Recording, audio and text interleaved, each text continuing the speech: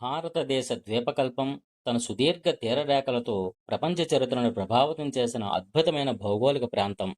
పశ్చిమాన మలబార్ తీరం సుగంధ ద్రవ్యాలకు ఎంత ప్రసిద్ధి చెందిందో, తూర్పున ఉన్న కోరమాండల్ తీరం అంతకంటే మిన్నగా తన సాంస్కృతిక వైభవం, వాణిజ్య ప్రాముఖ్యత మరియు యుద్ధ తంత్రాలతో చరిత్ర పటంలో నిలిచిపోయింది. ఈ కోరమాండల్ అనే పేరు యొక్క మూలాలు, దాని చారిత్రక పరిణామం, విదేశీయుల దృష్టిలో దాని ప్రతిష్ట మరియు నేటి ఆధునిక ప్రపంచంలో ఈ పేరుతో కొనసాగుతున్న సంస్థల గురించి లోతైన విశ్లేషణ అందిస్తుంది. మిత్రులారా, ఈ చారిత్రక ప్రయాణంలోకి వెళ్లే ముందు ఒక చిన్న విన్నపం. ఇలాంటి ఎన్నో ఆసక్తికరమైన మరియు లోతైన పరిశోధనలతో కూడిన సమాచారాన్ని మీరు మిస్ కాకూడదనుకుంటే దయచేసి ఈ వీడియోను లైక్ చేయండి, మీ మిత్రులతో షేర్ చేయండి మరియు మా ఛానల్ను సబ్స్క్రైబ్ చేసుకోండి. ఈ సమాచారంపై మీ అభిప్రాయాలను కింద ఉన్న కామెంట్ బాక్స్లో తెలియజేయండి. కోరమండల్ అంటే ఏమిటి? కోరమండల్ తీరం అనేది భారత ఉపఖండంలోని ఆగ్నేయ తీర ప్రాంతాన్ని సూచించే ఒక చారిత్రక మరియు భౌగోళిక పదం. ఈ ప్రాంతం ప్రధానంగా ఆధునిక తమిళనాడు మరియు ఆంధ్రప్రదేశ్ రాష్ట్రాల తీర ప్రాంతాలను కలుపుకొని ఉంటుంది. భౌగోళికంగా దీన్ని కృష్ణానది ముఖద్వారం నుండి దక్షిణాన ఉన్న పాయింట్ కలిమెరే వరకు ఉన్న తీరంగా నిర్వచిస్తారు. అయితే 17వ శతాబ్ద రికార్డులను పరిశీలిస్తే ఆ కాలపు నావికులు మరియు వ్యాపారులు దీనిని మరింత విస్తృతంగా గంజాం అంటే నేటి ఒడిశా వరకు కూడా పరిగణించేవారని తెలుస్తోంది. ఈ ప్రాంతం సుమారు 22,800 చదరపు కిలోమీటర్ల వైశాల్యంలో విస్తరించి ఉంది. ఈ తీరం సముద్ర మట్టం నుండి సగటున 80 మీటర్ల ఎత్తులో ఉండి పశ్చిమాన తూర్పు కనుమల శ్రేణులతో ఆనుకుని ఉంటుంది. పశ్చిమ తీరం మలబార్ వలె ఇక్కడ ఎత్తైన కొండలు లేవు. అందుకే ఇది ఒక వెడల్పుగా ఉండే తీర మైదానంగా కనిపిస్తుంది. ఈ కోరమండల్ పేరు వెనుక ఉన్న మర్మం, వ్యుత్పత్తి సిద్ధాంతాలు ఏమిటంటే, కోరమండల్ అనే పేరు ఎలా పుట్టిందనే అంశంపై భాషా శాస్త్రవేత్తలు మరియు చరిత్రకారులు అనేక దశాబ్దాలుగా చర్చ కొనసాగుతోంది.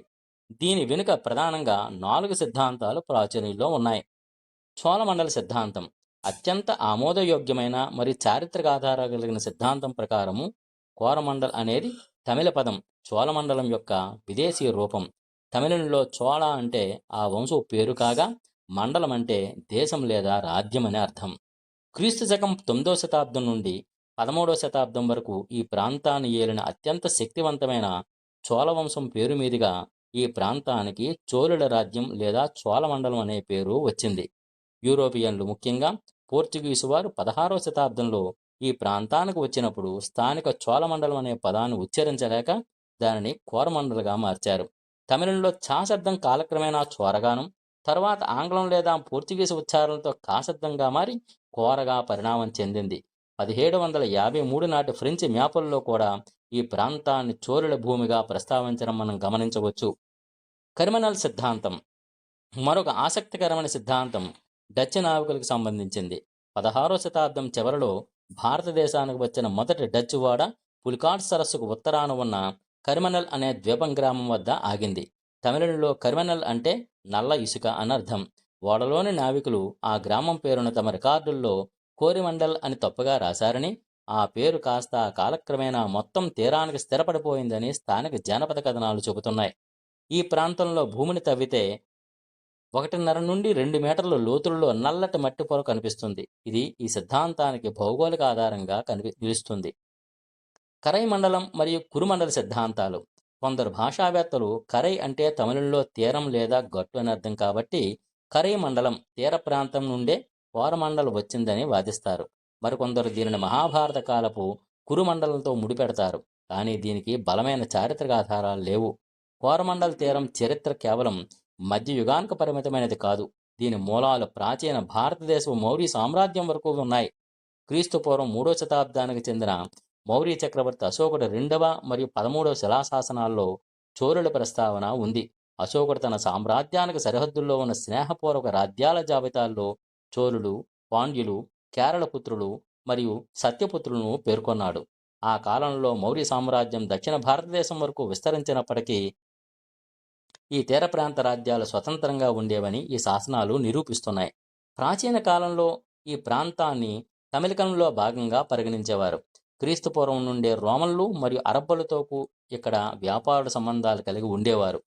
Periplus of the Erythraean Sea వంటి ప్రాచీన గ్రీకు రికార్డుల్లో ఈ తీరంలోని రేవుల గురించి ప్రస్తావనలు ఉన్నాయి.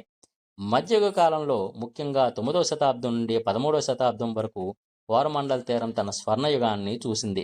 తంజావును రాజధానిగా చేసుకుని పాలించిన చోళరాజులు ఒక అద్భుతమైన నౌకాదళ సామ్రాజ్యాన్ని నిర్మించారు. రాజరాజ చోళుడు మరియు రాజేంద్ర చోళుడు తమ బలమైన నౌకాదళం సహాయంతో బంగాళాఖాతాన్ని ఒక చోళ సరస్సుగా మార్చేశారు. వారు శ్రీలంక, మాల్దీవులు మరియు నేటి ఇండోనేషియా, మలేషియా ప్రాంతాలను జయించి కోరమండల్ తీరం యొక్క వాణిజ్య శక్తిని ప్రపంచానికి చాటారు. కోరమండల్ తీరాన్ని వివిధ కాలాల్లో వివిధ దేశాల వారు వివిధ పేర్లతో పిలిచేవారు. వీటి ఆధారాలు నాటి యాత్రికుల డైరీలలో మరియు మ్యాపుల్లో లభిస్తున్నాయి. 12వ శతాబ్దం నుండి అరబ్ భౌగోళిక శాస్త్రవేత్తలు మరియు యాత్రికులు ఈ తీరాన్ని మాబర్ అని పిలిచేవారు. అరబిక్ భాషలో మాబర్ అంటే దాటే ప్రదేశం లేదా రేవు అని అర్థం. పశ్చిమ తీరం మలబార్ నుండి తూర్పుకు వచ్చే వ్యాపారులు ఈ తీరం మీదుగా శ్రీలంక లేదా ఆగ్నేయాసియాకు వెళ్ళేవారు కాబట్టి దీనికి ఆ పేరు వచ్చింది. ప్రముఖ ముస్లిం యాత్రికుడు ఇబ్ను బటూటా 14వ శతాబ్దంలో ఈ ప్రాంతాన్ని సందర్శించి మాబర్ తీరం గురించి విపులంగా రాశాడు. ఆయన తన రచనలో ఈ ప్రాంతంలోని ముస్లిం వ్యాపార వర్గాలైన మరక్కాయర్లు మరియు లబ్బాయిల ప్రాముఖ్యతను వివరించాడు. వీరు ప్రధానంగా నౌకా నిర్మాణం, ముత్యాల వేట మరియు విదేశీ వాణిజ్యంలో నిమగ్నమై ఉండేవారు. ఇబ్ను బటోటా ఈ తీరంలోని కొల్లం మరియు కాలికట్ వంటి నగరాలను అలెగ్జాండ్రియా వంటి గొప్ప నౌకాశ్రయాలతో పోల్చాడు. 16వ శతాబ్దం ప్రారంభంలో ఇటాలియన్ యాత్రికుడు లూడోవికో డి వార్తెమా ఈ ప్రాంతాన్ని సందర్శించి 1510లో రాసిన ఈ పుస్తకంలో కోరమండల్ అనే పేరును ఉపయోగించాడు. దీనిని అనుసరించి పోర్చుగీసు వారు తమ వ్యాపుల్లో ఈ పేరును ప్రాచుర్యంలోకి తీసుకువచ్చారు. కాలక్రమేణా బ్రిటిష్ వారు, డచ్ వారు మరియు ఫ్రెంచ్ వారు కూడా ఇదే పేరును తన అధికారిక పత్రాల్లో వాడారు. 17వ శతాబ్దంలో ఈ తీరంలోని ఉత్తర ప్రాంతాన్ని, గోదావరికి ఉత్తరాన ఉన్న ప్రాంతాన్ని జింజిలీ కోస్ట్ లేదా గోల్కొండ కోస్ట్ అని పిలిచేవారు. దక్షిణ భాగాన మాత్రమే కోరమండల్ ప్రాపర్ అని పిలిచేవారు. కోరమండల్ తీరం వజ్రాలు, వస్త్రాలు మరియు సుగంధ ద్రవ్యాల వ్యాపారానికి ప్రధాన కేంద్రంగా ఉండేది. దీనిపై ఆధిపత్యం కోసం యూరోపియన్ రాజ్యాల మధ్య తీవ్రమైన యుద్ధాలు జరిగాయి. డచ్ ఈస్ట్ ఇండియా కంపెనీ 1609లో పులికాట్లో తమ స్థావరాన్ని ఏర్పాటు చేసుకుంది. వారు ఇక్కడ నుండి వజ్రాలు మరియు గన్ పౌడర్ వ్యాపారాన్ని నియంత్రించేవారు. 1690లో వారు తమ ప్రధాన కార్యాలయాన్ని నాగపట్నానికి మార్చారు. డచ్ వారు ఈ తీరాన్ని శ్రీలంక మరియు ఇండోనేషియాలోని తన స్థావరాలకు కావలసిన ఆహార సరఫరా చేసే వరి గిన్నెగా పరిగణించబడింది. బ్రిటిష్ వారు మద్రాసులోని సెయింట్ జార్జ్ కోటను మరియు మచిలీపట్నం తమ కేంద్రాలుగా మార్చుకున్నారు. ఫ్రెంచ్ వారు పాండిచేరి, కారైకలార్ మరియు నిజాంపట్నంలో స్థావరాలను నిర్మించుకున్నారు. ఈ రెండు రాజ్యాల మధ్య జరిగిన కర్ణాటక యుద్ధాలు కోరమండల్ తీరంపై ఆధిపత్యం కోసమే జరిగాయి. చివరికి బ్రిటిష్ వారు విజయం సాధించినప్పటికీ ఫ్రెంచ్ వారు 1954 వరకు పాండిచేరి మరియు కారైకల్ ప్రాంతాలను తమ అదుపులో ఉంచుకున్నారు. కోరమండల్ అనే పేరు కేవలం భారతదేశానికి మాత్రమే పరిమితం కాలేదు. ఇది సముద్రాలు దాటి ఇతర ఖండాలకు కూడా వ్యాపించింది. న్యూజిలాండ్లోని ఒక అందమైన ద్వీపకల్పానికి కోరమండల్ పెవిన్సులా అని పేరు పెట్టారు. ఈ పేరు 1820లో అక్కడ ఆగిన హెచ్ఎంఎస్ కోరమండల్ అనే బ్రిటిష్ నౌక నుండి వచ్చింది. ఈ ఓడ న్యూజిలాండ్ నుండి కౌరి అనే గట్టి చెక్కను బ్రిటిష్ నౌకాదళం కోసం కొనడానికి అక్కడికి వచ్చింది. ఆ ఓడ పేరు మీదుగా ఆ ప్రాంతానికి, అక్కడ పుట్టిన పట్టణానికి కూడా కోరమండల్ అనే పేరే స్థిరపడింది. స్లోవేనియా దేశపు జానపద సాహిత్యంలో ఇండియా కోరమాండియా అనే పదం ఒక అద్భుత లోకాన్ని లేదా స్వర్గాన్ని సూచిస్తుంది.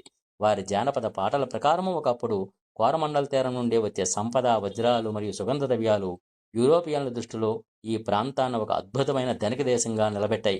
అదే కాలక్రమేణా వారి భాషలో ఒక సామెతగా మారిపోయింది. 18వ శతాబ్దంలో చైనా నుండి వచ్చే అత్యంత విలువైన మెరుగుపెట్టిన చెక్కతెరలు మరియు పెట్టెలను యూరోపులో కోరమండల్ వస్తువులని పిలిచేవారు. నిజానికి అవి చైనాలో తయారయ్యేవి, కానీ ఇవన్నీ కోరమండల్ తీరంలోని బ్రిటిష్ మరియు డచ్ రేవుల ద్వారా యూరప్కు చేరడం వల్ల యూరోపియన్లు పొరపాటున వీటిని కోరమండల్ పేరు పెట్టారు. చారిత్రక ప్రాముఖ్యత కలిగిన ఈ పేరు నేడు కూడా కొన్ని ప్రతిష్టాత్మక సంస్థలు మరియు సేవల కోసం ద్వారా నిత్యం వార్తల్లో నిలుస్తున్నాయి. కోరమండల్ ఇంటర్నేషనల్ లిమిటెడ్ మురుగప్ప గ్రూపుకు చెందిన ఈ సంస్థ భారతదేశంలోని వ్యవసాయ రంగానికి వెన్నెముక వంటిది. ఇది 1906లో ప్యారిస్ ప్రారంభించిన మొదటి ఎరువుల కర్మాగారం నుండి పుట్టింది. 1961లో షఫ్రాన్ మరియు ఇతర అంతర్జాతీయ సంస్థల సహకారంతో కోరమండల్ ఫెర్టిలైజర్స్గా ఆవిర్భవించింది. ఎరువులు, పురుగుల మందులు మరియు బయో ప్రొడక్ట్స్ తయారీలో ఇది అగ్రగామి. దీనికి విశాఖపట్నం, కాకినాడ వంటి ప్రాంతాల్లో భారీ కర్మాగారాలు ఉన్నాయి. గ్రోమోర్ ఈ సంస్థకు చెందిన గ్రోమోర్ రిటైల్ సెంటర్లో నేడు ఆంధ్రప్రదేశ్, తెలంగాణ మరియు తమిళనాడు వ్యాప్తంగా వేలాది గ్రామాల్లో రైతులకు సేవలందిస్తున్నాయి. కోరమండల్ ఎక్స్‌ప్రెస్ భారతీయ రైల్వేలో హౌరా మరియు చెన్నై మధ్య నడిచే అత్యంత వేగవంతమైన రైలు ఇది. ఇది మార్చి 6, 1977న ప్రారంభమైంది. ఈ రైలు భారతదేశపు తూర్పు తీరమైన కోరమండల్ తీరం వెంబడి ప్రయాణిస్తుంది కాబట్టి దీనికి ఆ పేరు పెట్టారు. కోరమండల్ అనే పేరు చరిత్రలో ఎలా స్థిరపడిందో చెప్పడానికి మనకు అనేక ప్రాచీన మ్యాపులు ఆధారంగా ఉన్నాయి. గిల్లోమ్ డి డిజిల్ 1723 ఫ్రెంచ్ రాజుకు ప్రధాన భౌగోళిక శాస్త్రవేత్త అయిన ఈయన గీసిన మ్యాపులో కోరమండల్ అని స్పష్టంగా పేర్కొన్నారు. జాక్వెస్ నికోలస్ బెల్లిన్ 1764 ఈయన గీసిన మ్యాపుల్లో తీరంలోని కోటలు, నౌకాశ్రయాలు మరియు పట్టణాల వివరాలు చాలా ఖచ్చితంగా ఉన్నాయి. ఫ్రాన్ జంటమ్ ఫ్లాంజ్ 1789 ఈ జర్మన్ మ్యాపులో మద్రాసు నుండి నాగపట్నం వరకు ఉన్న ప్రాంతాన్ని కోరమండల్ అని గుర్తించాడు. ఈ మ్యాపులన్నీ ఒక విషయాన్ని స్పష్టంగా చేస్తున్నాయి. 18వ శతాబ్దం నాటికే ప్రపంచవ్యాప్తంగా భారతదేశపు ఆగ్నేయ తీరాన్ని కోరమండల్ అని పిలవడం ఒక స్థిరమైన సాంప్రదాయంగా మారిపోయింది. కోరమండల్ అనే పదం వెనుక కొన్ని వేల ఏళ్ల చరిత్ర దాగి ఉంది. ఇది కేవలం ఒక భాషాపరమైన మార్పు మాత్రమే కాదు, ఒక గొప్ప సంస్కృతి మరియు వాణిజ్య సామ్రాజ్యం యొక్క పరిణామం. చోళుల వైభవం నుండి ప్రారంభమైన ఈ ప్రయాణం నేడు ప్రపంచవ్యాప్తంగా వివిధ దేశాల్లో వివిధ రూపాల్లో తన ఉనికిని చాటుకుంటోంది. న్యూజిలాండ్లో ఒక పర్యాటక ప్రాంతంగా, స్లోవేనియాలో ఒక అందమైన కళగా, భారతదేశంలో రైతులకు ఆశాదీపంగా ఈ పేరు నిలిచిపోయింది. మిత్రులారా, ఈ సుదీర్ఘ ప్రయాణంలో కోరమండల్ గురించి మీకు తెలియని ఎన్నో విషయాలను తెలుసుకున్నారని ఆశిస్తున్నాను. భారతదేశ చరిత్రలో ఇలాంటి అద్భుతమైన అధ్యాయాలు మరెన్నో ఉన్నాయి. ఈ సమాచారం మీకు నచ్చినట్లయితే మా కృషిని అభినందిస్తూ ఈ వీడియోను లైక్ చేయండి. మీ మిత్రులకు, కుటుంబ సభ్యులకు ఈ చారిత్రక విశేషాలను తెలియజేయడానికి ఈ వీడియోను షేర్ చేయండి. మీరు ఇంకా మా ఛానల్ సబ్స్క్రైబ్ చేయకపోతే వెంటనే సబ్స్క్రైబ్ బటన్ నొక్కండి. పక్కనే ఉన్న బెల్ ఐకాన్ క్లిక్ చేయండి. కోరమండల్ గురించి మీకు ఇంకా ఏమైనా సందేహాలున్నా లేదా మీరు కొత్తగా తెలుసుకున్న విషయాలన్నా కింద కామెంట్ చేయండి. మీ ప్రతి కామెంటు మాకు ఎంతో స్ఫూర్తినిస్తుంది. ధన్యవాదాలు.